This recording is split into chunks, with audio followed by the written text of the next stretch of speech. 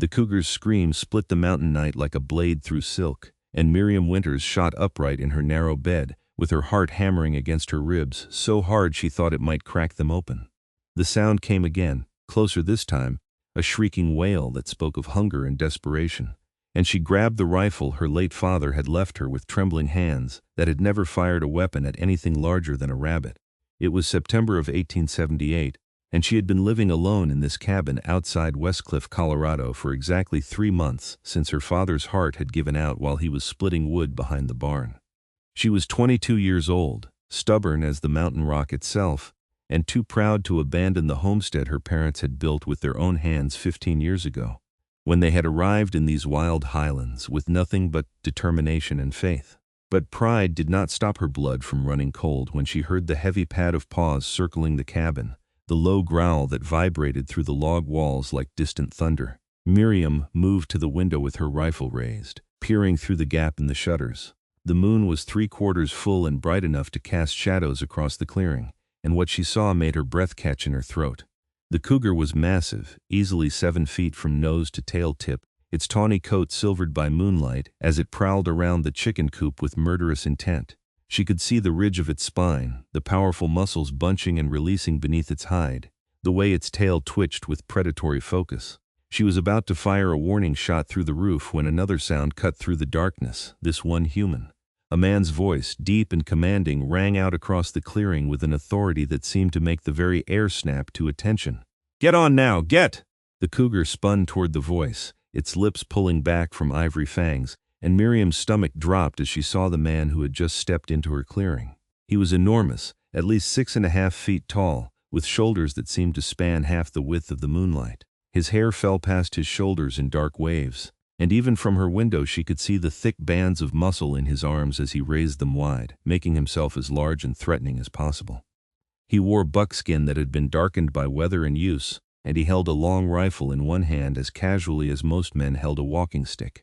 "I said get," he roared again, and this time he fired a shot into the air that cracked through the night like breaking bone. The cougar screamed its fury but took several steps backward, its ears flattened against its skull. The man advanced, steady and relentless, and fired another shot that kicked up dirt 2 feet from the cat's paws.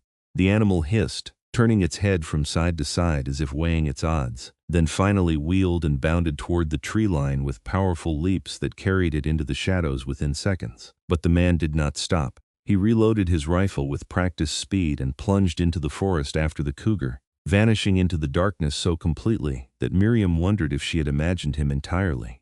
She stood at the window with her heart still racing, her own rifle forgotten in her hands, listening to the sounds of pursuit growing fainter and fainter until there was nothing but the wind in the pines and the frightened clucking of her chickens. She did not know how long she stood there. It might have been 10 minutes, or it might have been an hour. Time seemed to have lost all meaning in the aftermath of the adrenaline, and her legs felt weak beneath her nightgown. Finally, she set her rifle aside and wrapped a shawl around her shoulders, then lit a lantern and stepped out onto her porch despite every instinct screaming at her to stay inside where it was safe. The night air was crisp and clean with the promise of autumn, carrying the scent of pine resin and dry grass. Her chickens had settled somewhat, though she could still hear their nervous muttering from the coop. She walked to the edge of the porch and held her lantern high, peering into the darkness of the tree line where the stranger had disappeared. "Hello?" she called, then felt foolish for it. If the cougar was still out there, she was announcing herself like a dinner bell. There was no answer except the whisper of wind through branches. Miriam stood there for another long moment, then reluctantly went back inside and barred the door. She returned to her bed but did not sleep, lying instead with her eyes fixed on the ceiling beams and her rifle close at hand, listening to every creak and rustle outside her walls. Dawn came slowly, painting the sky in shades of rose and gold that spilled through her windows like honey. Miriam rose with exhaustion pulling at her bones, dressed in her work dress and apron, and went outside to check on her animals. The chickens were intact, though agitated, and her milk cow was lowing nervously in the small barn. She was in the process of calming the cow when she heard footsteps in the yard. She spun around with her hand going instinctively to the knife at her belt, then froze when she saw the man from last night standing at the edge of her property in the full light of morning. If he had seemed large in the darkness, he was absolutely massive in daylight. He stood well over 6 feet, with shoulders so broad they strained the seams of his buckskin shirt, and his arms were thick with the kind of muscle that came from years of hard living in unforgiving country. His face was weathered and strong, with a square jaw darkened by several days of beard growth, a straight nose that looked like it had been broken at least once, and eyes the color of mountain stone, gray-blue and piercing. His dark hair was indeed long, falling past his shoulders in waves that he had tied back with a leather cord, and there was a quiet competence to the way he held himself that spoke of a man who had survived things that would have killed softer men. "Morning," he said, his voice carrying easily across the yard without him having to raise it. "Did not mean to startle you. Just wanted to make sure that Cat had not circled back during the night." Miriam found her voice, though it came out more breathless than she would have liked. "It did not. At least, I heard nothing after you chased it off." He nodded slowly, his eyes moving over the cabin, the barn, the chicken coop, taking in everything with a thoroughness that might have felt invasive if it had not also felt protective. "Tracked it about 2 miles north before I lost the trail in the rocks. It was a female, probably pushed down from higher elevations by hunger. Mountain lion do not usually come this close to human settlement unless they are desperate or sick." "Was it sick?" Miriam asked, stepping out of the barn but keeping a cautious distance between them. "Did not appear to be. Just hungry." His eyes finally settled on her, and she felt the weight of his gaze like a physical thing. "You are living out here alone?" It was not really a question, and the disapproval in his tone made Miriam's spine stiffen with defensive pride. "I am. This is my family's homestead. My father passed 3 months ago, but I am perfectly capable of managing on my own." Something that might have been respect flickered across his face. "I am sure you are, madam. But capable and safe are 2 different things when there are predators about." He gestured toward the tree line. "That cougar might not come back tonight, but it might come back tomorrow, or next week. And next time there might not be someone passing by to run it off." "I had my rifle," Miriam said, lifting her chin. "I know how to use it. I am sure you do." He said it without condescension, which took some of the wind out of her defensive sails. "But all the same, I am going to sleep rough outside your cabin tonight if you will permit it, just to make sure." Miriam blinked, caught off guard by the offer. "You would do that? Sleep outside to guard against a cougar that might not even return?" "Yes, madam," he said it simply, as if it were the most obvious thing in the world. "Why?" The question came out more bluntly than she intended, but she could not help it. She had lived in these mountains long enough to know that most people did not go out of their way to help strangers, especially not when it meant spending a cold night on the ground. He was quiet for a moment, his gray-blue eyes studying her with an intensity that made her feel suddenly aware of her appearance, her work-worn dress, and the fact that her blonde hair was escaping from its braid in wisps around her face. Then he said, "Because it is the right thing to do, and because I have a sister back in Wyoming, and I would hope that if she were living alone in wild country, someone would watch over her too." The honesty of it disarmed her completely. Miriam found herself nodding before she had fully decided to accept. "All right. Thank you. That is very kind of you." "Not kind," he said. "Just decent." He shifted his rifle to his other hand. "I am Thomas Caine. Most folks call me Caine, or just the mountain man if they are being descriptive." "Miriam Winters," she replied. "Most folks just call me Miriam or Miss Winters if they are being formal." The corner of his mouth twitched in what might have been the ghost of a smile. "Miriam, then. I will make myself scarce during the day, set some snares for dinner, check the high country for sign of that cat.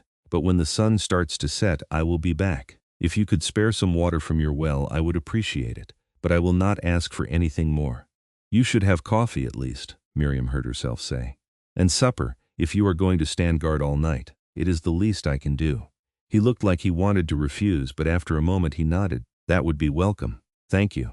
He turned to go, and Miriam watched him walk away with long, ground-eating strides that carried him toward the forest, with the ease of someone who was more comfortable in the wilderness than in civilization.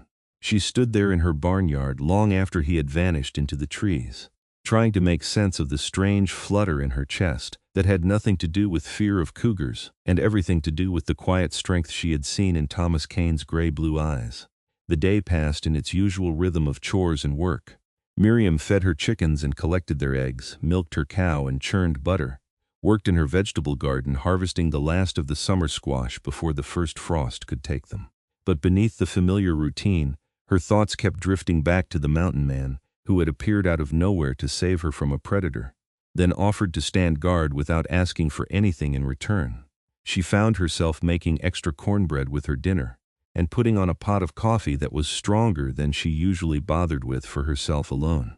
As the sun began its descent toward the western peaks, painting the sky in shades of amber and crimson, she heard footsteps in the yard and looked up to see Thomas Caine emerging from the forest with 3 rabbits hanging from his belt.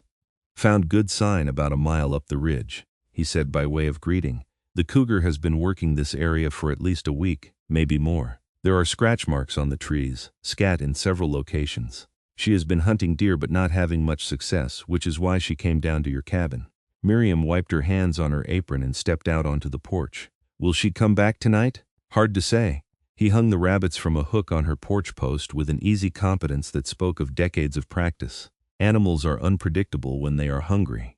But I will be here regardless, just in case."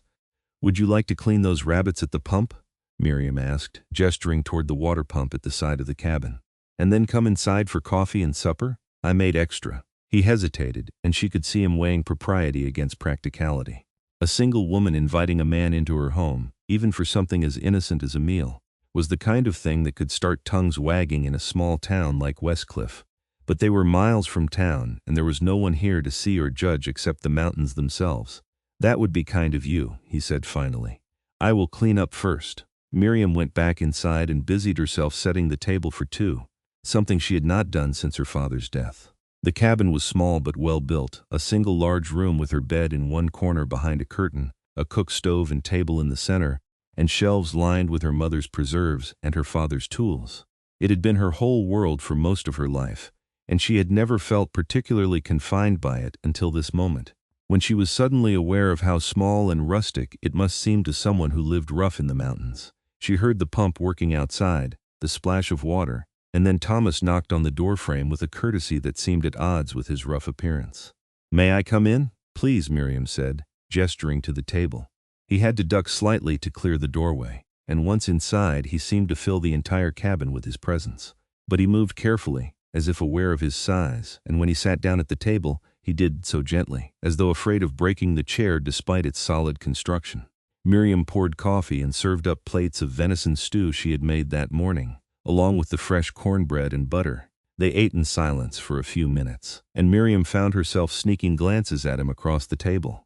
In the warm light of the oil lamps she could see details she had missed outside. The thin white scar that ran along his jawline, the way his hands, despite their size and obvious strength, handled his fork and knife with surprising delicacy. The small turquoise stone that hung from a leather cord around his neck, resting against the hollow of his throat. "This is very good," he said, finally nodding toward his plate. "Best meal I have had in weeks. Thank you. My mother taught me to cook before she passed when I was 16. I have been managing the household ever since." Miriam took a sip of her coffee. "You said you have a sister in Wyoming?" "Yes, madam, Sarah. She is married to a rancher up near Cheyenne, has 3 children now. I have not seen them in 2 years, but she writes when she can." There was a fondness in his voice when he spoke of his sister, a softness that seemed to transform his weathered face. "She used to follow me everywhere when we were young, drove me half crazy. But I would have done anything for her. Still would. Is that why you are down here in Colorado, traveling to see her?" He shook his head. "I am a guide and trapper. I go where the work takes me. Been working up near Leadville for the past 6 months, guiding miners into the high country. But the work dried up with the season change, so I was heading south toward New Mexico. Thought I might find work in Taos or Santa Fe for the winter." He met her eyes across the table. "I am glad I came this way. Glad I was here last night." The sincerity in his voice made something warm unfurl in Miriam's chest.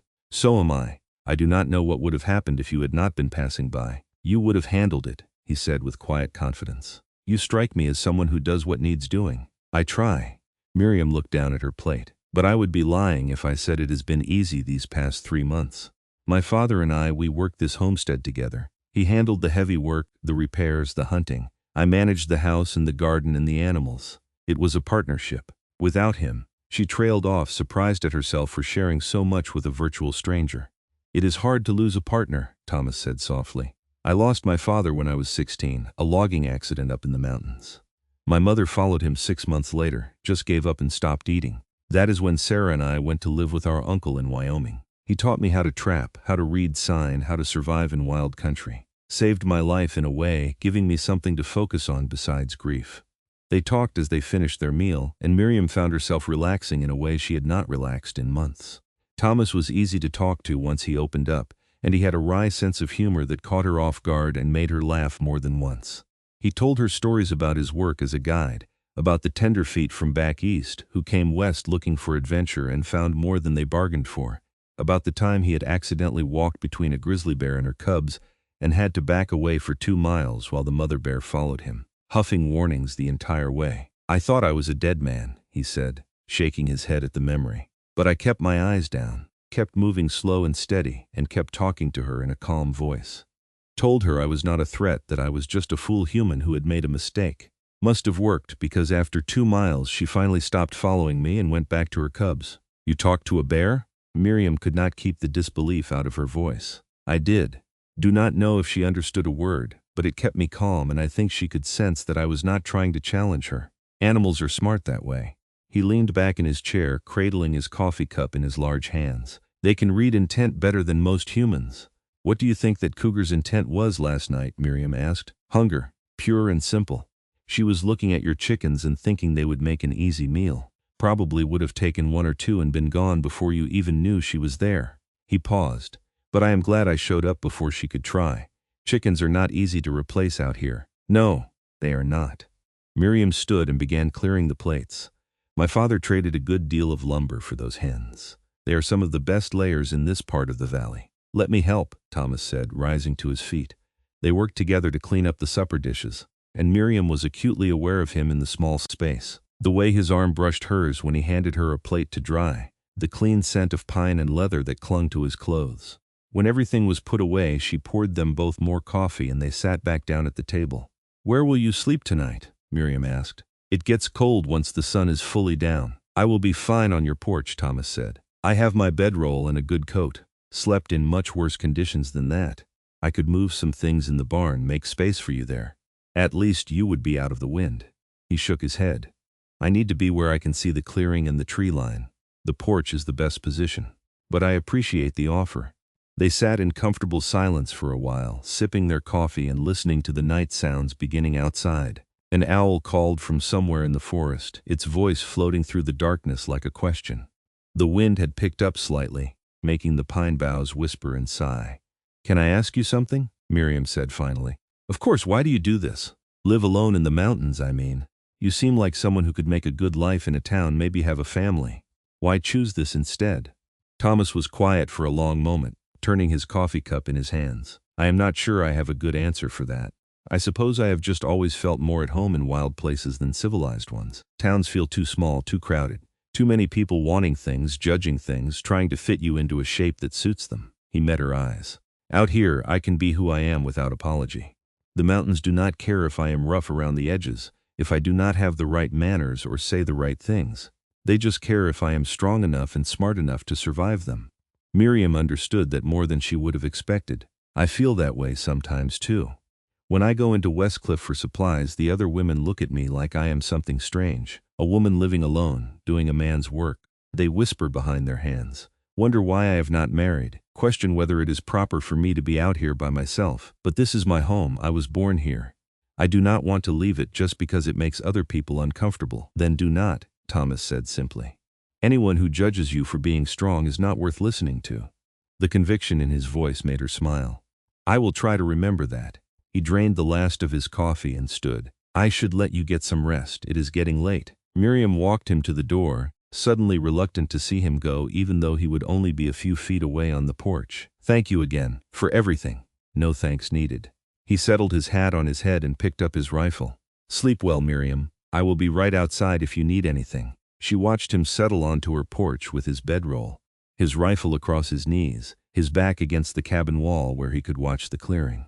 The moon was rising, nearly full now, and it cast enough light for her to see him clearly, even after she had closed the door and extinguished most of her lamps. Miriam lay in her bed behind the curtain and stared at the ceiling, listening to the small sounds of him shifting position on the porch, the creak of wood under his weight. It was strange having someone else so close after 3 months of absolute solitude. Strange, but not unwelcome. For the first time since her father's death, she felt safe enough to truly relax, and she drifted off to sleep with that feeling wrapped around her like a warm blanket. She woke once in the deepest part of the night to the sound of Thomas's voice outside, low and commanding. "Get on. Not tonight." Her heart jumped and she reached for her rifle. Then heard the sound of something large moving away through the underbrush, the crack of branches and the rustle of disturbed leaves. The cougar had come back, and Thomas had sent it away again.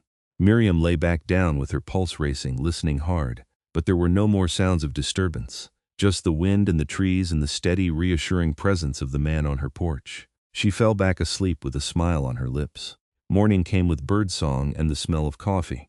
Miriam woke confused for a moment, then realized the scent was coming from outside. She dressed quickly and opened her door to find Thomas crouched by a small fire he had built in a clear space away from the cabin, with a battered pot of coffee brewing over the flames. "Morning," he said, looking up at her. His face was shadowed with exhaustion, and she realized he had probably not slept at all.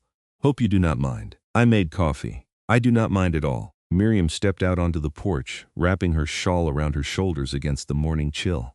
"I heard you last night. The cougar came back." He nodded. "Around midnight she was testing, seeing if the way was clear. I sent her off without having to fire a shot. Hopefully she has decided your chickens are more trouble than they are worth. Or hopefully she found easier prey elsewhere," Miriam said, then immediately felt guilty for wishing harm on some other creature.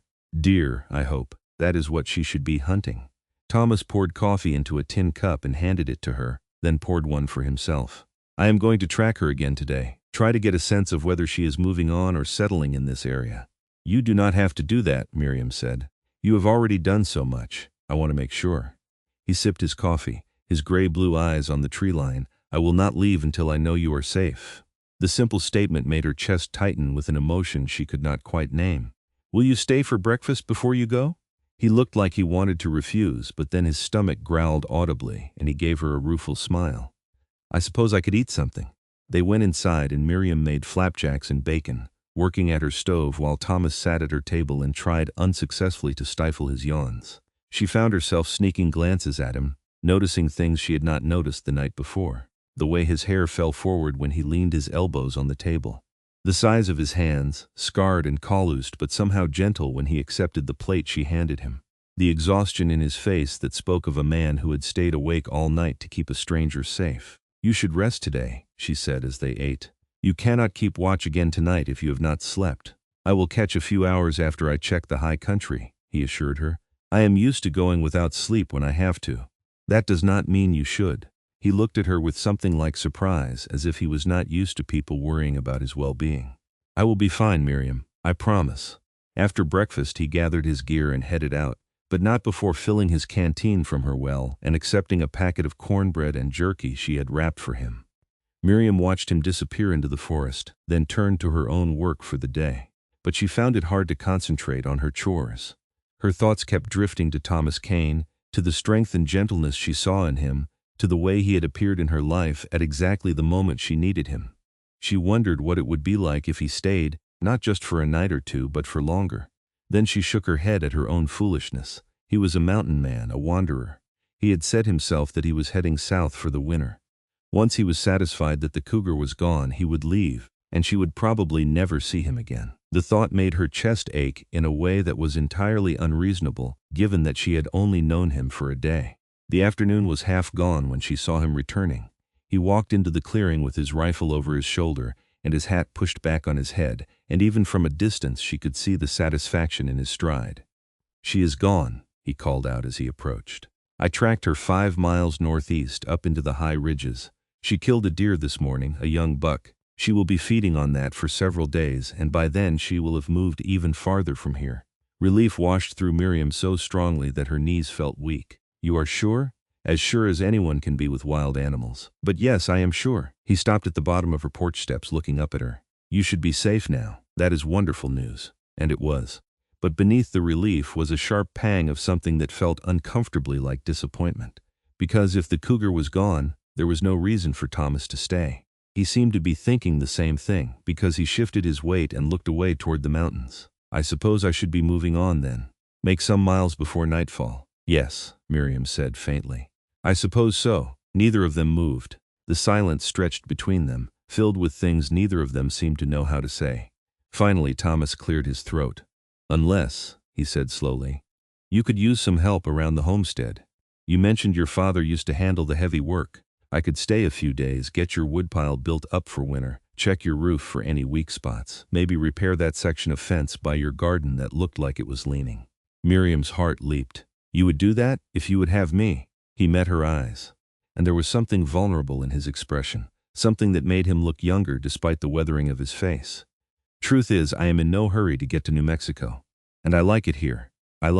He trailed off, then started again. I would like to stay a while longer, if that would be all right. That would be more than all right, Miriam said, and the smile that spread across her face felt like sunshine breaking through clouds. That would be wonderful. The relief in his expression mirrored her own. Good, that is good. He ended up staying 5 days, and they were 5 of the best days Miriam could remember in years. Thomas worked from dawn to dusk, his powerful frame moving through tasks that would have taken her weeks to complete on her own. He repaired her roof where the winter snow had damaged the shingles, replaced broken boards in her chicken coop, and built her woodpile up until it was taller than she was and would easily last through even the harshest winter. He fixed the fence around her garden and reinforced her barn door, which had been hanging crooked on its hinges. But more than the work, it was the companionship that Miriam found herself treasuring. They fell into an easy rhythm, working together on the chores that needed 2 sets of hands, then coming together for meals that she cooked, and he helped clean up afterward. They talked for hours, about everything and nothing. He told her more stories about his life in the mountains, about the places he had been and the things he had seen.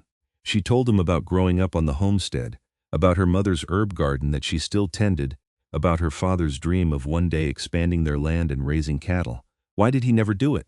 Thomas asked one evening as they sat on her porch watching the sun set over the western peaks. He was saving money for breeding stock, Miriam said. But then my mother got sick and the doctor bills took everything we had saved. After she died, I think he lost heart for the dream. He was content just to keep what we had going. And what about you? Thomas asked, turning to look at her. What are your dreams? Miriam was quiet for a moment, considering the question. No one had asked her that in years. I want to make this homestead thrive. I want to prove that I can do it on my own, that I do not need anyone's pity or protection. She paused. But I also want, she trailed off, feeling heat rise in her cheeks. What? He prompted gently. I want a family, she admitted. Someday, I want children running around this cabin. I want someone to share the work and the worries and the joys with. I do not want to be alone forever. She looked down at her hands. But I do not want to give up my independence either. Most men I have met expect a wife to be obedient and quiet, to let him make all the decisions. I do not think I could be that kind of wife. Then you should not be, Thomas said firmly. The right man would not want you to be. He would value your strength, your independence. He would want to be your partner, not your master. The way he said it with such conviction made her look up at him. His gray-blue eyes were on her face, and there was an intensity in them that made her breath catch. For a moment she thought he might say something more, but then he looked away and the moment passed. On the 6th day, Thomas announced over breakfast that he needed to go into Westcliff for supplies. My ammunition is running low, and I need to replace a strap on my pack that is about to give out. I thought I would head into town this morning, unless you need me here for something. I could come with you, Miriam said. I have a few things I need to pick up as well, and I should probably show my face in town before people start coming out here to check if I am still alive. He smiled at that. All right, we can take your wagon if you want. Make it easier to haul supplies back. They hitched up Miriam's old mare to the wagon and set off down the rough track that led from her homestead to the main road. It was about 8 miles to Westcliff, and the morning was beautiful, crisp and clear with the aspens just beginning to turn gold on the mountainsides. They talked and laughed as the wagon rolled along, and Miriam felt lighter than she had in months. But her good mood dimmed somewhat when they rolled into Westcliff and she saw the way people stared. It was a small town, barely more than a main street with a general store, a saloon, a church, and a scattering of houses. Everyone knew everyone else's business. And the sight of Miriam Winters arriving with a strange mountain man, driving her wagon, set tongues wagging immediately. She could see the women clustered outside the general store, turning to whisper to each other. She could see the men outside the saloon eyeing Thomas with suspicion and calculation. By the time they pulled up outside the store and Thomas helped her down from the wagon, she felt like she was walking into hostile territory. "Morning, Miss Winters," said Mrs. Henderson, the storekeeper's wife, as they entered. Her voice was friendly enough, but her eyes were sharp with curiosity as they flicked between Miriam and Thomas. "We have not seen you in a while. How are you managing out at the homestead?" "Very well, thank you," Miriam said, keeping her voice polite but firm. This is Thomas Caine. He has been helping me with some repairs around the property. Is that so? Mrs. Henderson's eyebrows climbed toward her hairline. How neighborly of him. The implication in her tone made Miriam's spine stiffen, but before she could respond, Thomas spoke up. His voice was courteous but carried an edge of steel that Miriam had not heard before. Miss Winters had a cougar threatening her livestock. I tracked it away from her cabin and then stayed to make sure it did not return. Since I was there, I offered to help with some of the heavier work around her homestead. Seemed like the decent thing to do, given that she is living alone. Mrs. Henderson had the grace to look slightly abashed. Of course. That was very kind of you, Mr. Caine. They gathered their supplies in stiff silence, and Miriam was relieved when they finally left the store and loaded everything into the wagon. But as they were preparing to leave, a man approached them. He was in his mid-30s, dressed in a suit that was too fine for Westcliff, with slicked back hair and a mustache that he clearly spent considerable time grooming. Miss Winters, he said, removing his hat. I am glad I caught you in town. I wanted to speak with you about my offer. Miriam's stomach sank. Mr. Davis, I thought I made my position clear the last time we spoke. Now, Miss Winters, I do not think you have fully considered the benefits of selling your property to me. Richard Davis smiled, but there was no warmth in it. You cannot possibly manage that homestead on your own.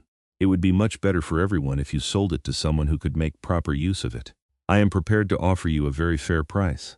I am not interested in selling, Miriam said firmly. Not to you, not to anyone. That land is my home. Your home? Davis's smile turned condescending. My dear girl, you are fighting a losing battle. A woman alone cannot work a homestead. You will fail eventually, and then you will have nothing. Better to sell now while you can still get a good price. She said she is not interested. Thomas's voice cut through the conversation like a blade, and suddenly he was standing beside Miriam, close enough that she could feel the heat radiating from his body. He was not touching her, but his presence was unmistakably protective. I believe that should be the end of this conversation. Davis's eyes narrowed as he took in Thomas's size, his rough clothing, the rifle slung across his back. And who might you be? Someone who believes in respecting a lady's clearly stated wishes. Thomas's voice was mild, but there was a warning in it that even Davis could not miss. For a moment the two men stared at each other, and Miriam held her breath. Then Davis took a step back and replaced his hat on his head. Very well, but when you change your mind, Miss Winters, and you will, do not expect my offer to still be on the table. He turned and walked away, his back rigid with offended dignity. Miriam let out a breath she had not realized she was holding. Thank you. He has been pestering me about selling ever since my father died. I think he sees me as an easy target. He is wrong about that. Thomas helped her up into the wagon, his hands steadying her at the waist. You are one of the strongest people I have ever met. The compliment warmed her more than it probably should have. They rode back to the homestead in comfortable silence, but Miriam could not stop thinking about the way Thomas had stood up for her, the way he had believed in her strength without question. Most of the men she knew thought women needed protecting because they were weak. Thomas seemed to protect her because he respected her. Not despite her strength, but because of it. That night after supper they sat on the porch as had become their habit. The air was cool and smelled of pine smoke from the fire Thomas had built to ward off the evening chill. The stars were beginning to emerge in the darkening sky, and somewhere in the distance a coyote howled. I should probably move on soon, Thomas said quietly. I have been here almost a week. I do not want people to get the wrong idea about you. Miriam's heart clenched. People are going to talk no matter what I do. If it is not about you, it will be about something else. I know. But I do not want to make your life harder. You have not. She turned to look at him, this man who had appeared in her life like an answer to a prayer she had not even known she was praying. You have made it better, easier, happier. I have not felt this content in years, Thomas. Please do not leave just because you are worried about gossip. He was quiet for a long moment, his eyes on the darkening mountains. What if I stayed longer than a few more days, he asked finally. What if I stayed for the winter? Miriam's breath caught. Do you want to? Yes. He turned to face her fully, and in the dim light from the cabin window she could see the vulnerability in his expression. I have been thinking about it for days. I could help you get through the winter, do the heavy work, hunt for meat. In the spring, if you still wanted me to leave, I would go. But, he trailed off. But what? Miriam prompted, her heart beating so hard she was sure he could hear it. But I am hoping you would not want me to. The admission seemed to cost him something. I know we have only known each other a week. I know I am just a rough mountain man with no property and no prospects. I know I have no right to ask you for anything, but I have never met anyone like you, Miriam. You are strong and kind and brave and beautiful, and being here with you, helping you, talking to you, it feels like the most right thing I have ever done in my life." Miriam could barely breathe. "Thomas, I am not asking you to make any promises," he said quickly. "I am not asking for anything except the chance to stay, to help you, to see where this feeling between us might lead.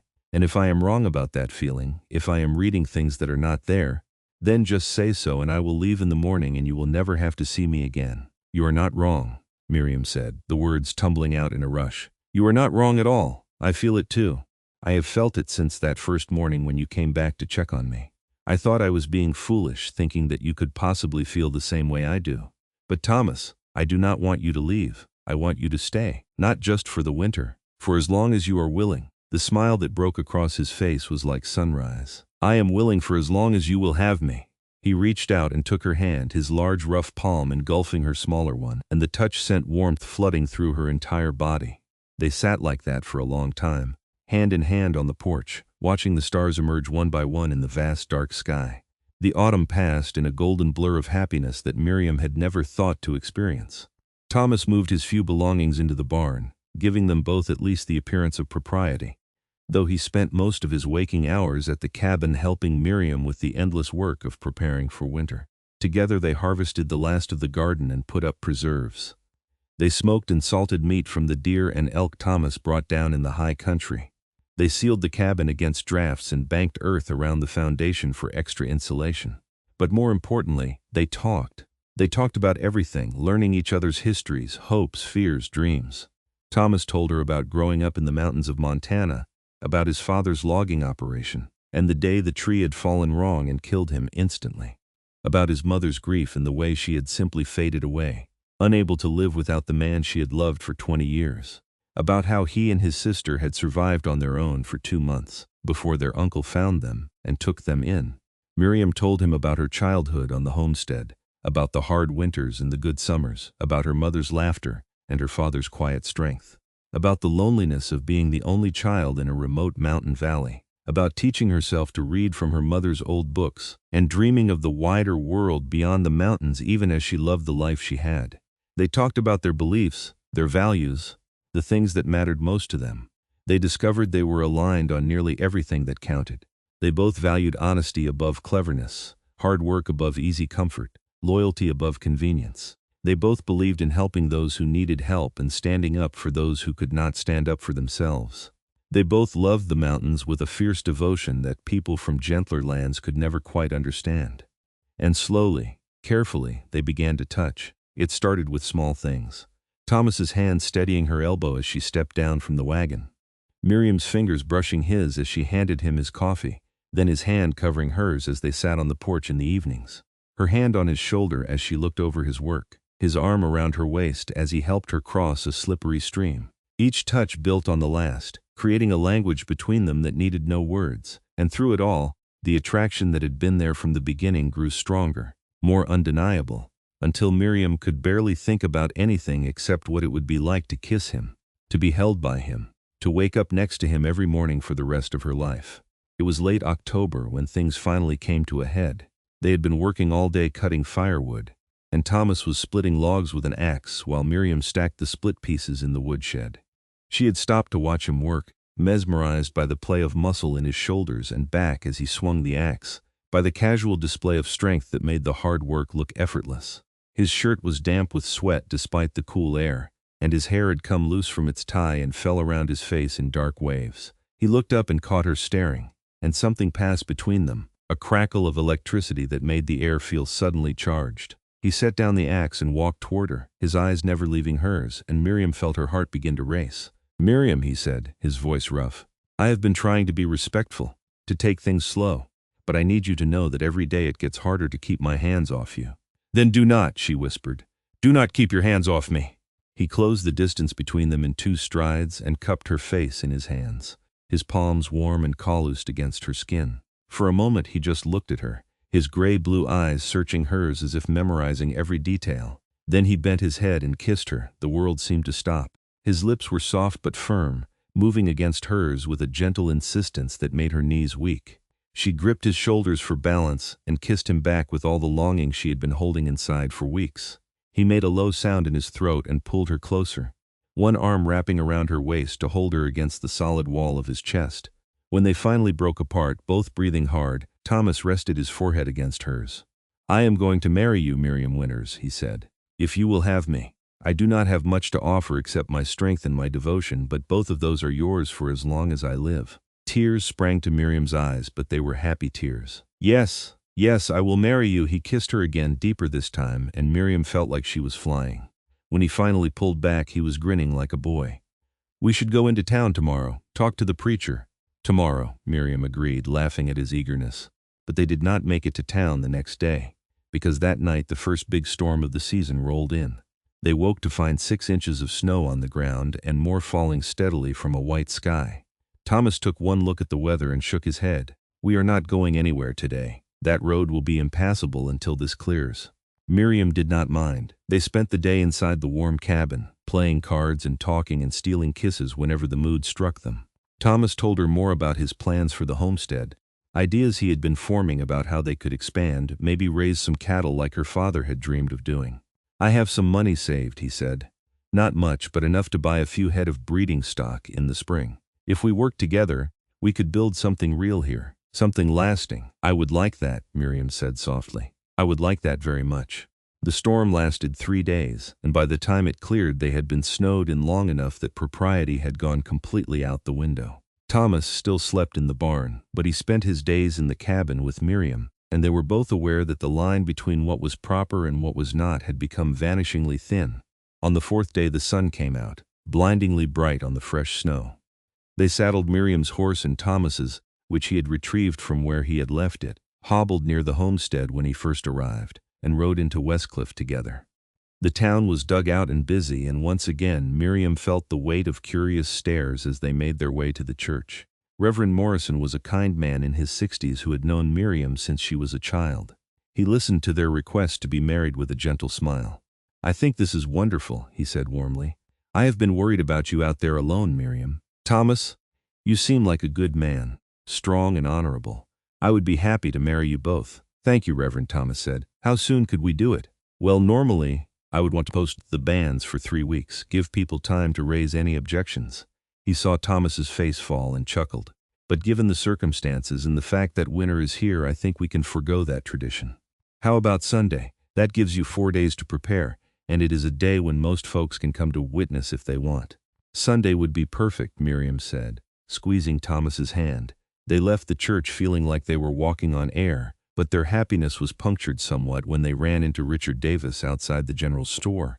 He looked at their joined hands with a sneer. "So the rumors are true." The grieving daughter did not waste much time finding a replacement for her father. His voice dripped with disdain. Thomas went very still beside her, and Miriam could feel the tension radiating from him. But before he could respond, she stepped forward. "My relationship with Thomas is none of your concern, Mr. Davis, and I will thank you to keep your opinions to yourself." "Your relationship?" Davis laughed bitterly. "Is that what you are calling it? Everyone in town knows what is really happening here. A drifter shows up, charms a lonely woman, and suddenly he has a homestead to spend the winter in rent-free. It is the oldest trick in the book. You need to stop talking right now." Thomas's voice was low and dangerous. "Or what, you will hit me?" Davis's smile was ugly. "Go ahead. Assault me in broad daylight in front of witnesses. See where that gets you." "Thomas, he is not worth it," Miriam said, tugging on his arm. "Let us just go." For a moment she thought Thomas might ignore her, might give in to the rage she could see burning in his eyes. But then he took a deep breath and nodded. "You are right, he is not worth it." He looked at Davis with cold contempt. "But let me be very clear about something.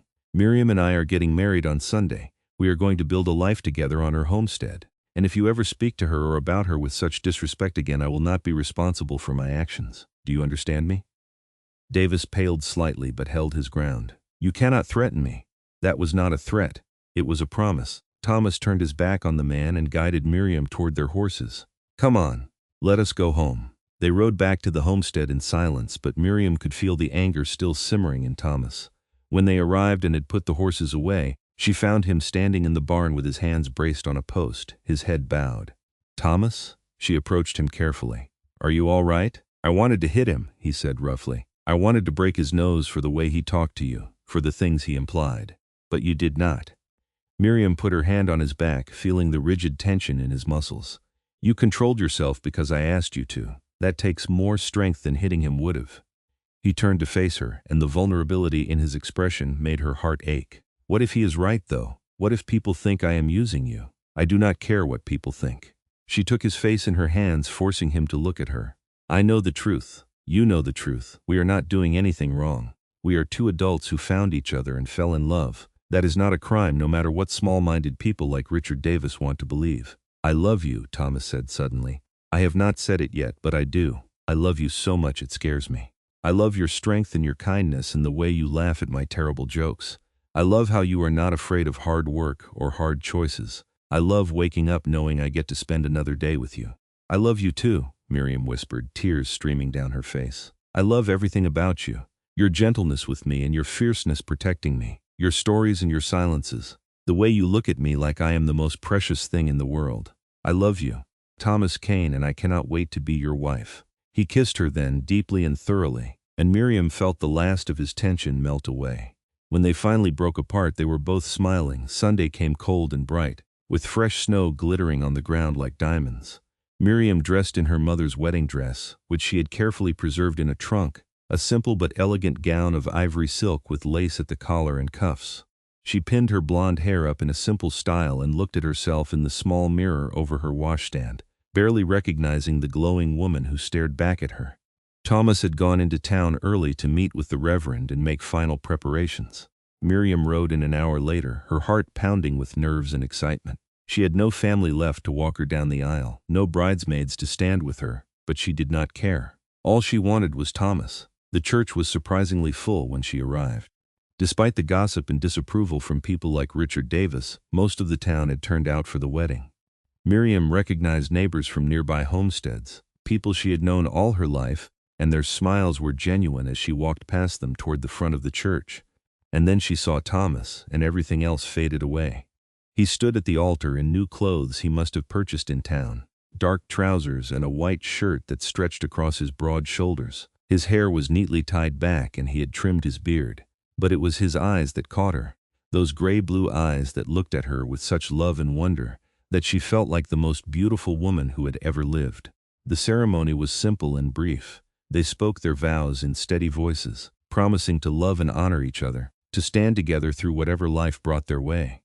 When Reverend Morrison pronounced them husband and wife and told Thomas he could kiss his bride, Thomas pulled her into his arms and kissed her with a tenderness that made the small crowd sigh. They walked back down the aisle hand in hand as husband and wife, and if a few people still looked disapproving, far more looked happy for them. Outside the church, several neighbors came up to offer congratulations and good wishes. Mrs. Henderson from the general store pressed a wrapped package into Miriam's hands. A wedding gift, she said with a smile. I hope you will forgive me for being unkind when you first came to town with Thomas. I can see now that you have found a good man. Thank you, Miriam said, genuinely touched. That means a lot to me. They rode back to the homestead as the sun was setting, painting the snow-covered mountains in shades of pink and gold. Thomas helped Miriam down from her horse, and then, without warning, swept her up into his arms. What are you doing? She laughed, clutching at his shoulders. Carrying my wife over the threshold, he said with a grin. It is tradition. He carried her into the cabin and set her down gently, then closed the door behind them. The fire was already burning in the stove, crackling warmth into the small space, and someone, probably one of the neighbor women, had left a basket of bread and preserves on the table as a wedding gift, but Miriam barely noticed. All she could see was Thomas, her husband, looking at her with an expression that made her feel like she was burning from the inside out. I have been waiting for this moment since the day I met you, he said softly, reaching out to cup her face in his hands. Miriam Caine, my wife. I like the sound of that, she whispered. Say it again, my wife. He kissed her gently. My beautiful, brave, incredible wife. That night they came together with a passion and tenderness that made Miriam feel complete in a way she had never felt before. Thomas was gentle despite his size and strength, careful with her inexperience, and when they finally lay tangled together in her bed, her head on his chest and his arms around her, she felt like she had found the home she had been searching for her whole life.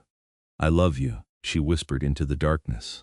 I love you too, he murmured back, his hand stroking her hair. Always. Winter settled over the mountains with a fierce beauty that tested them both. The snow piled up in deep drifts, and there were days when they could not leave the cabin at all. when the wind howled so fiercely that venturing outside even to the barn was dangerous. But inside the cabin life was warm and content. Thomas proved to be everything Miriam had hoped for in a husband and more. He treated her as an equal partner, asking her opinion on decisions, respecting her knowledge and experience with the homestead. He did the heavy work without complaint but never made her feel useless or weak. Instead, he seemed to delight in working alongside her, the two of them moving in harmony as they tended the animals, prepared meals, and kept their small home warm and safe. In the evenings they sat by the fire, Thomas often carving small wooden figures while Miriam sewed or read aloud from her small collection of books. They talked about their plans for the spring, about the cattle they would buy, the improvements they would make to the homestead. They talked about the future they would build together. And sometimes they did not talk at all, content simply to be together in comfortable silence, the crackle of the fire and the whisper of wind outside the only sounds in their small, perfect world. Christmas came and they celebrated simply with a small pine tree that Thomas cut and brought inside, which they decorated with strings of popcorn and cranberries that Miriam made. They exchanged modest gifts. Miriam gave Thomas a warm wool scarf she had knitted in secret, and he gave her a beautifully carved wooden box with her initials on the lid.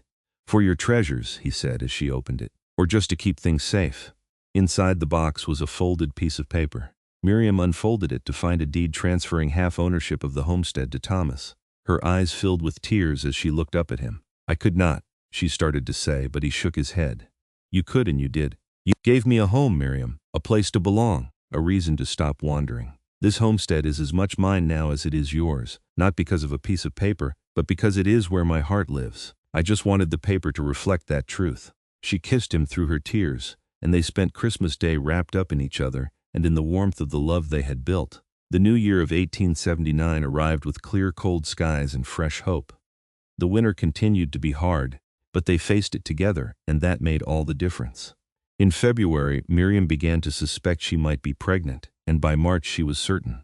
She waited until a particularly beautiful evening, with the sun setting in brilliant colors outside their window, to tell Thomas. She had planned a speech, had thought about the perfect way to share the news, but when the moment came, the words simply tumbled out. "I am going to have a baby." Thomas froze in the middle of pouring coffee, the pot suspended in midair, his eyes going wide. We are," Miriam confirmed, laughing at his stunned expression. He set the coffee pot down very carefully, as if afraid he might drop it, then crossed the room in 3 strides and pulled her into his arms. "A baby. We are going to have a baby. Are you happy?" Miriam asked, though she could already see the answer in his face. "Happy?" He pulled back to look at her, and there were tears in his eyes. "I am beyond happy. I do not even have words for what I am feeling right now. Grateful, blessed, terrified," he admitted with a shaky laugh. "But mostly just so full of love I feel like my chest might burst." "I am terrified too," Miriam confessed. "My mother died when I was young, so she cannot teach me how to be a mother, and I have never even held a baby before. What if I do not know what to do?" "Then we will figure it out together," Thomas said firmly. "Just like we have figured out everything else. You are going to be an amazing mother, Miriam. I know it." Spring came late that year, but when it finally arrived, it was glorious. The snow melted in rushing streams, the meadows burst into color with wildflowers, and the world felt new and full of possibility. Thomas worked from dawn to dusk, preparing the homestead for the expansion they had planned and for the baby who would arrive in the fall. True to his word, he used his savings to purchase 5 head of cattle, 3 cows and 2 calves, from a rancher who was selling off part of his herd. They arrived in May, and Thomas spent weeks building a larger barn and fencing to contain them. It was hard work, made harder by his insistence that Miriam rest as much as possible with the baby growing inside her. "I am pregnant, not ill," she protested when he refused to let her help him lift a heavy beam. "I know," he said, kissing her forehead. "But you are carrying our child, and I am going to make sure you are both safe. So humor me and let me do the heavy lifting." She grumbled but complied, because the truth was she was more tired than she wanted to admit. Her belly was growing round and heavy, and by midsummer she could feel the baby moving inside her, small flutters that grew stronger every day. In July, a letter arrived from Thomas's sister Sarah in Wyoming. She had heard about his marriage through a mutual acquaintance and wrote to say how happy she was for him, and how she hoped to meet Miriam someday soon. She also shared news that she was expecting her 4th child. "Our children will be close in age," Thomas said, smiling as he read the letter aloud to Miriam. "Maybe someday they will meet, become friends." "I would like that," Miriam said. "I would like for our child to know his or her cousins, to have family." They will, Thomas promised. Once the baby is old enough to travel, we will take a trip to Wyoming. I want Sarah to meet you and see how happy we are. Summer passed in a golden haze of work and preparation. The cattle thrived on the rich mountain grass. The garden produced abundantly. Thomas hunted, and they smoked and preserved meat for the coming winter. Miriam sewed tiny clothes for the baby and prepared a cradle that Thomas had carved with painstaking care. And through it all, their love deepened and grew, maturing from the first passionate rush of new romance into something richer and more stable. They had their disagreements, of course. Thomas could be overprotective to the point of frustration, and Miriam could be stubborn about insisting she could do things she was no longer physically capable of doing safely. But they learned to talk through their differences, to listen to each other, to compromise. September arrived, and with it came the first hints of autumn. The aspens on the mountainsides began to turn gold, and the nights grew crisp and cool. Miriam's due time was approaching, and Thomas was a bundle of nervous energy. He rode into town twice to make sure the midwife, Mrs. Patterson, would be available when the time came. He stocked the cabin with extra supplies, extra firewood, extra everything, as if he could protect his wife and coming child through sheer preparedness. "You are making me nervous," Miriam told him one evening as he checked the latch on the door for the third time. "The baby is not going to come tonight. We still have a few weeks." "I just want to be ready," Thomas said. But he stopped his fussing and came to sit beside her, taking her hand in his. "I have been thinking about what you said about being terrified. I am terrified too, Miriam. What if I am not a good father? What if I do something wrong and hurt the baby?" "You are going to be a wonderful father," Miriam said, squeezing his hand. "You are strong and gentle and patient and kind. You will protect our child and teach them everything they need to know to survive in this wild country. And you will love them, just like you love me. That is all any child really needs." He pulled her into his arms as carefully as if she were made of glass, and she rested her head on his chest, listening to the steady beat of his heart. "I love you so much," he murmured. "Both of you." The baby came 2 weeks later, on a cool October night with a full moon hanging in the sky like a silver dollar. Miriam woke just after midnight with a pain in her back that quickly became something more.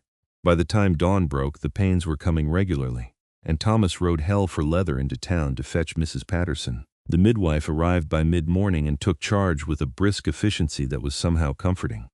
She sent Thomas outside despite his protests, telling him that birthing was women's work and he would only be in the way. He went reluctantly, and Miriam could hear him pacing on the porch like a caged animal. The labor was long and hard, and there were moments when Miriam thought she could not do it, could not endure another minute of the pain, but Mrs. Patterson talked her through it, her voice calm and encouraging, and Miriam held on to that voice like a lifeline. Finally, as the sun was beginning to set, she felt a final tremendous pressure and then sudden relief. A baby's cry filled the cabin, thin and indignant, and Mrs. Patterson laughed. "You have a son, Mrs. Caine, a big healthy boy." Miriam fell back against the pillows, exhausted beyond words, but when Mrs. Patterson placed the baby in her arms, all the pain vanished. He was beautiful, red-faced and wrinkled, with a shock of dark hair and tiny fists that waved in the air as he cried. She counted his fingers and toes, marveling at their perfection, then looked up at the midwife with tears streaming down her face. "Can Thomas come in now? Let me get you both cleaned up first," Mrs. Patterson said kindly. 10 minutes later, the cabin door opened and Thomas rushed in. He stopped short when he saw Miriam sitting up in bed with the baby in her arms, his eyes going wide with wonder. "Come meet your son," Miriam said softly. Thomas approached slowly as if afraid he might break the spell, then sank down carefully on the edge of the bed. He reached out one large finger and the baby immediately grabbed it with his tiny hand, holding on with surprising strength. "He is perfect," Thomas whispered, his voice choked with emotion. "He is absolutely perfect." "What should we name him?" Miriam asked. They had discussed names over the summer, but had not settled on anything definite. Now Thomas looked at their son, his face full of love and wonder, and said, "James, after my father." "James Thomas Caine." "James," Miriam repeated, testing the name. "Yes, I like that." Thomas bent and kissed her forehead, then very carefully kissed the baby's soft hair. "Thank you," he said. "Thank you for him, thank you for everything." The first weeks with baby James were exhausting and wonderful and terrifying all at once. He was a healthy baby with a good set of lungs, and he made his needs known at all hours of the day and night. Miriam was run ragged trying to keep up with him, but Thomas was there every step of the way, changing diapers and walking the floor with James when he was fussy, taking him in the early morning hours so Miriam could get a few extra hours of sleep. "I thought men did not do this kind of thing," Miriam said one night. watching Thomas rock their son with surprising gentleness for such a large man. "Then I guess I am not like most men," Thomas replied. "He is my son. Why would I not want to help care for him?" By the time winter arrived, they had settled into a rhythm. James was growing fast, changing every day, and both Miriam and Thomas were completely besotted with him. They would sit for hours just watching him sleep, marveling at the tiny miracle they had created together. The winter of 1879 to 1880 was easier than the previous one had been, perhaps because they were no longer alone. Even on the coldest, darkest days, the cabin was filled with light and life. James's coos and gurgles, his first smiles, his delight in watching the fire or the snow falling outside the window, all of it brought joy that pushed back against the darkness. Spring came again, and with it more work. The cattle had multiplied, 2 of the cows having dropped calves over the winter. Thomas built more fencing and another small barn to house the growing herd. He also expanded the cabin, adding a small room that would serve as a bedroom for James as he grew older. "We might need more rooms eventually," he said one evening as they sat on the porch watching James toddle around the yard under their watchful eyes. The boy was almost a year old now, walking steadily and getting into everything. "More rooms?" Miriam looked at him with raised eyebrows. "Well, if we have more children," Thomas said, a little sheepishly. "I was thinking maybe James should not be an only child. I loved having a sister when I was growing up. I want that for him too." Miriam smiled. "I think that sounds lovely. Maybe we should start working on giving him a brother or sister." Thomas grinned and pulled her close. "I am happy to start working on that immediately." Their second child, a daughter, was born in the spring of 1881. They named her Sarah after Thomas's sister, and she was as different from James as night from day. Where James had been loud and demanding, Sarah was quiet and content. Where James had been active and restless, Sarah was peaceful and calm. But both children were dearly loved, and both thrived in the mountain air. The years passed in a blur of hard work and happiness. The ranch, as they had started calling it, continued to grow. They added more cattle, then some sheep. They built a larger barn and a proper bunkhouse for the occasional hired help they brought in during busy seasons. The homestead that Miriam's parents had carved out of the wilderness became a thriving operation. Richard Davis tried one more time to buy the property, showing up unannounced in the spring of 1883. But he took one look at the well-maintained buildings, the healthy livestock, the 2 small children playing in the yard, and Thomas standing protective and unmovable in the doorway, and he knew he had lost. He never came back again. Westcliff grew as well, transforming from a rough frontier town into a proper community with a school and a hotel and a doctor in addition to the church and general store. Miriam and Thomas became respected members of the community. They were known as hard workers, good neighbors, and devoted parents. The gossip that had swirled around their courtship and marriage was long forgotten. In the summer of 1884, they finally made the trip to Wyoming to visit Sarah and her family. It was a long journey with 2 small children, but it was worth it to see the joy on Thomas's face when he was reunited with his sister. The cousins took to each other immediately, and the 2 families spent a wonderful 2 weeks together before Miriam, Thomas, and their children had to return home to Colorado. "I am glad we did that," Miriam said on the journey home, watching James and Sarah sleep in the back of the wagon. "Family is important." "Yes, it is," Thomas agreed, reaching over to take her hand. "I never thought I would have this, you know. A family of my own. A home. I spent so many years just wandering, never belonging anywhere, and then I tracked a cougar away from your cabin and everything changed." "Do you ever regret it?" Miriam asked. "Staying, I mean. Giving up your freedom to be tied to one place?" "Never," he said it with absolute conviction. "Not once. You and the children, this ranch, this life we have built, it is everything I never knew I wanted. I would choose it over and over again, every single time." Miriam lifted his hand to her lips and kissed his knuckles. "I love you, Thomas Caine. I love you too, Miriam Caine. Forever." 2 more children followed, a son they named William in 1885 and another daughter, Emma, in 1887. The cabin continued to grow along with the family, sprouting additions and a second story until it was a proper ranch house. The cattle herd numbered in the hundreds now, and they employed several ranch hands year-round to help manage the operation. But despite the growth and success, Thomas and Miriam never forgot what was most important. They made time for each other, stealing moments alone on the porch in the evenings after the children were asleep, taking rides together up into the high country where they had first fallen in love. They taught their children the value of hard work and honesty, the importance of standing up for what was right, the beauty of the wild mountains that surrounded them.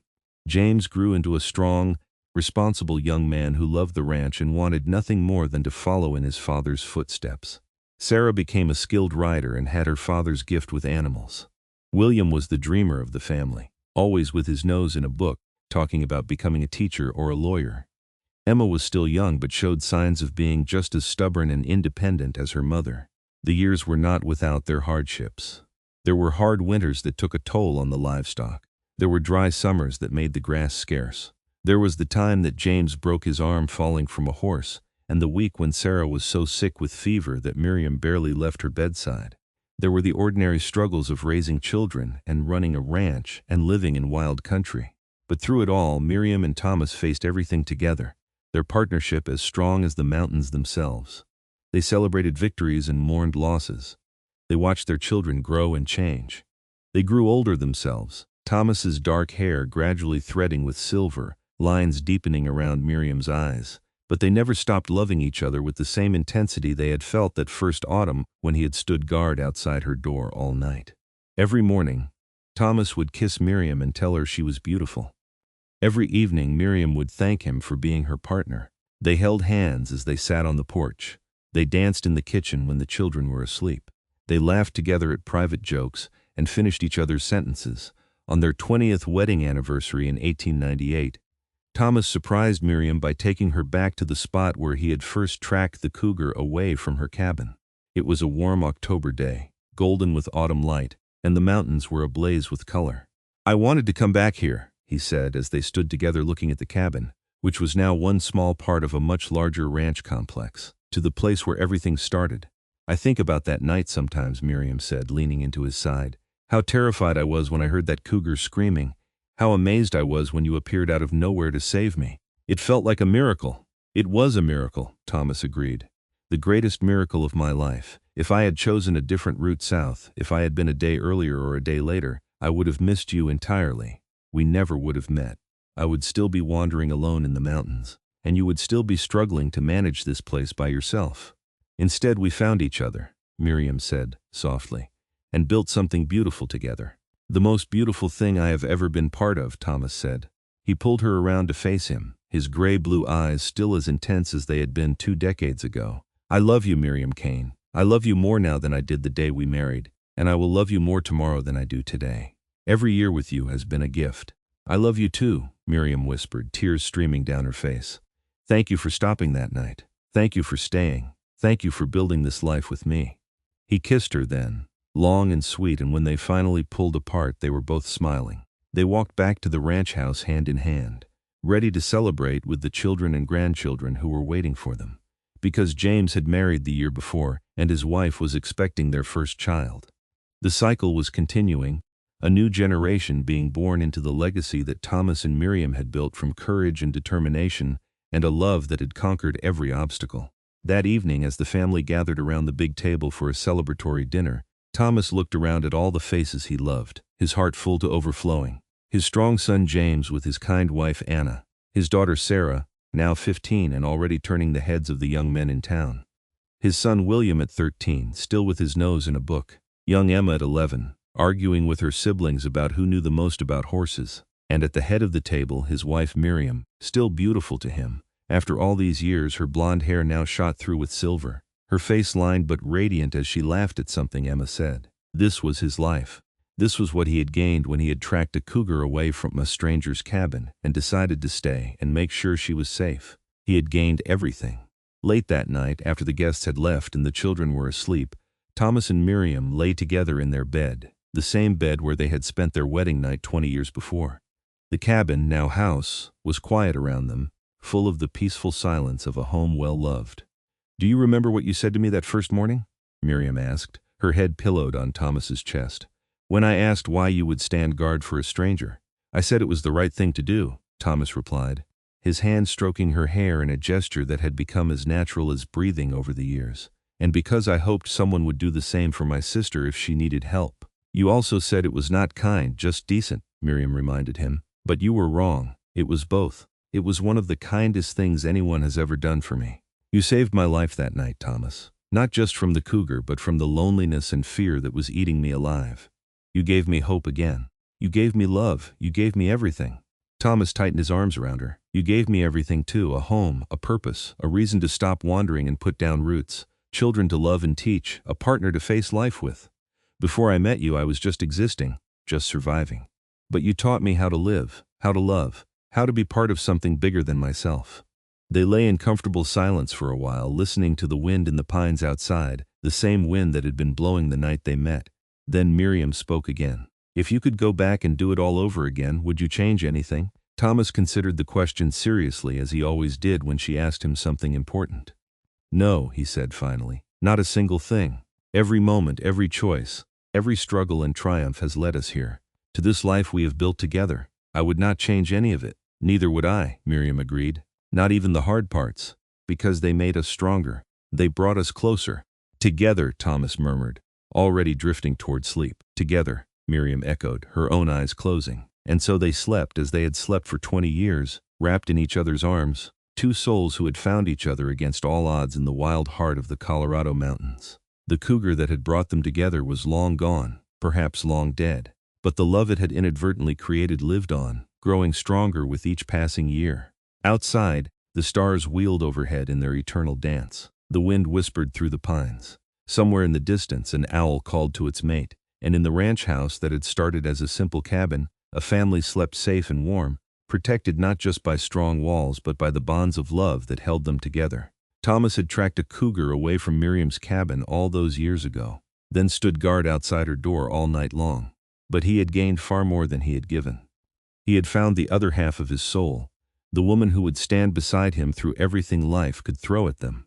And together they had built something that would outlast them both, a legacy of love and strength and determination that would echo through generations. It was, Thomas thought in his final moment before sleep claimed him completely, a very good life indeed, the best life, the only life he could ever want. And Miriam, feeling the steady beat of his heart beneath her ear, smiled into the darkness and knew that he was right. The years continued to pass, as years do, bringing both joys and sorrows. In 1899, Anna gave birth to Thomas and Miriam's first grandchild, a healthy boy they named Thomas James Caine after his grandfather. Thomas wept openly when he held the baby for the first time, overwhelmed by the continuation of the family line, by the knowledge that his legacy would live on. More grandchildren followed as the children grew and married. Sarah wed a young rancher from a neighboring property in 1902, and they built a home on a section of the Caine ranch that Thomas and Miriam deeded to them as a wedding gift. William surprised everyone by falling in love with a schoolteacher from Denver, who came west to teach in Westcliff's growing school system. They married in 1904 and settled in town, where William opened a law practice that quickly became successful. Emma was the last to marry, in 1906, to a young man who worked on the ranch and had proven himself to be hardworking and honest. They took over much of the day-to-day management of the ranch as Thomas began to slow down, his body finally showing the wear of decades of hard physical labor. But even as his joints grew stiff and his strength began to wane, Thomas's spirit remained undiminished. He still rode out to check the cattle when he could, still helped with the heavy work when his body would allow it. And most importantly, he still loved Miriam with the same fierce devotion he had felt from the beginning. They celebrated their 30th wedding anniversary in 1908, surrounded by their children, their children's spouses, and 7 grandchildren. It was a grand celebration, with the whole community invited to the ranch for a party that lasted well into the night. As Thomas looked around at the crowd of people, many of whom had become friends over the years, he felt a deep sense of satisfaction. "We did good, did we not?" he said to Miriam as they stood together watching their grandchildren play. "We did very good," she agreed, squeezing his hand. The next decade brought more changes. The ranch continued to prosper under the management of James and Emma and her husband. More grandchildren were born, and the first great-grandchildren began to appear. Thomas and Miriam gradually stepped back from the daily work of the ranch, content to spend their days in each other's company, taking slow walks around the property, sitting on the porch watching the sun set over the mountains they loved. In 1917, as America entered the Great War, their grandson Thomas James enlisted in the Army despite his parents' protests. Thomas understood the young man's desire to serve, but it tore at his heart to watch him go. When the war ended in 1918 and Thomas James came home safely, the entire family gathered to celebrate, grateful that their boy had survived when so many had not. The 1920s brought modernity to the mountains. Electricity reached Westcliff, and then the outlying ranches. Automobiles became common, replacing horses and wagons for many purposes. The world was changing rapidly, but some things remained constant. The mountains still stood tall and proud, the cattle still needed tending, and Thomas and Miriam still loved each other with an unchanging devotion that inspired everyone who knew them. On their 50th wedding anniversary in 1928, the family threw another grand celebration. Thomas was now 75 years old, his hair completely silver, his face deeply lined, his powerful frame somewhat diminished by age. Miriam was 72, her blonde hair snow-white, her hands gnarled with arthritis but her eyes still bright and sharp. They sat together in chairs of honor, while their family presented them with gifts and speeches. Their children spoke about what their parents had taught them through example. Their grandchildren performed songs and recitations. Their great-grandchildren, the youngest barely old enough to walk, brought them flowers picked from the mountain meadows. When it was Thomas's turn to speak, he rose slowly to his feet, leaning on the cane he now needed for balance. He looked around at the sea of faces, counting silently. 4 children, all healthy and happy. 14 grandchildren, 9 great-grandchildren, with more on the way. All of this had come from one night 50 years ago when he had heard a cougar scream and had gone to investigate. "I am not much for speeches," he began, his voice still strong despite his age. "But I want to say a few things while I still can. First, to my children, thank you for making me proud every single day. You have grown into fine adults, good people who contribute to this community and this world. Your mother and I could not have asked for better children." He paused, collecting his thoughts. "To my grandchildren and great-grandchildren, I want you to know that this ranch, this family, it was built on love and hard work. Your grandmother and I started with almost nothing. We had some land, some determination, and a lot of faith in each other. We worked hard, yes, but more importantly, we worked together. We respected each other, we supported each other, and we never took each other for granted." His eyes found Miriam's across the crowd, and he smiled. "Which brings me to the most important thing I want to say. Miriam, my wife, my partner, my best friend for 50 years, you are the greatest blessing of my life. You made me better than I was. You gave me a reason to settle down when I was content to wander. You gave me children and grandchildren and more love than any man deserves. Every single day with you has been a gift, and I thank God for sending that cougar to your cabin all those years ago, because it led me to you." There was not a dry eye in the crowd as Thomas slowly made his way to Miriam's chair and bent to kiss her. She reached up to cup his face in her weathered hands, and they shared a moment of such intimacy and love that several people had to look away. "I love you," Miriam whispered. "Today, tomorrow, and always." "Always," Thomas echoed. They lived 5 more years in peaceful contentment, watching their family continue to grow and thrive. In the winter of 1933, Thomas caught a cold that settled into his chest and would not leave. Despite the best efforts of the doctor from Westcliff, he grew weaker and weaker until finally, on a clear February morning with the sun streaming through the window, he slipped away peacefully with Miriam holding his hand. The entire town of Westcliff turned out for his funeral. The church could not hold everyone, and people stood outside in the cold to pay their respects to the mountain man who had become a pillar of the community. He was buried on a hillside overlooking the ranch, with a view of the mountains he had loved all his life. Miriam lived on for 3 more years, cared for by her children and grandchildren. She spent her days in the rocking chair on the porch, wrapped in quilts, watching the ranch bustle with activity. She told stories about Thomas to anyone who would listen, keeping his memory alive. She talked about the night they met, about the cougar and the moonlight, and the stranger who had appeared out of nowhere to save her. "He was my hero," she would say, "from the very first moment to the very last." In the spring of 1936, on a warm April morning when the wildflowers were just beginning to bloom, Miriam passed away in her sleep. She was 80 years old, and she died with a smile on her face, as if she had seen something beautiful in her last moment. The family liked to think that she had seen Thomas waiting for her, ready to begin the next part of their journey together. She was buried next to Thomas on the hillside, their graves marked by a single large stone that read, "Thomas and Miriam Caine. Beloved parents, grandparents, and great-grandparents, together always." The ranch continued to prosper under the management of their descendants. The story of how Thomas and Miriam met became family legend, passed down through the generations. The courage it took for Miriam to stay on her homestead alone. The nobility of Thomas tracking the cougar and standing guard all night. The love that had blossomed between them and sustained them through 55 years of marriage. Their great-great-grandchildren would visit the graves on the hillside and ask to hear the story again. And someone would always tell it, keeping alive the memory of 2 remarkable people who had found each other in the wilderness, and had built something that would outlast them both, because that is what love does. when it is real and true and deep, it echoes through time. It shapes lives that come after. It creates a legacy that cannot be measured in acres of land or heads of cattle, but in the bonds between people, in the values passed down, in the knowledge that once long ago, two people loved each other so completely that their love became legendary.